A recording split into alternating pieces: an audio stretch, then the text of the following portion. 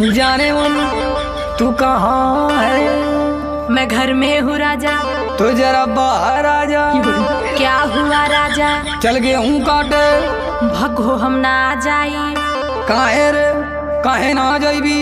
काहे के ब्यूटी मोर खराब हो जाई हो। कटी ना गेहूं तलिया के खियाई हो। जेली आयल हवे उहेला के खियाई हो।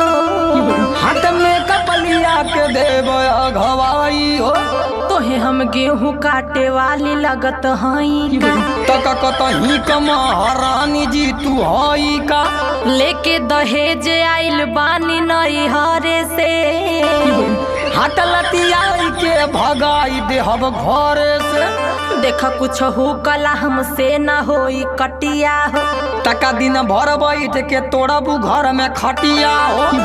देखा हमसे न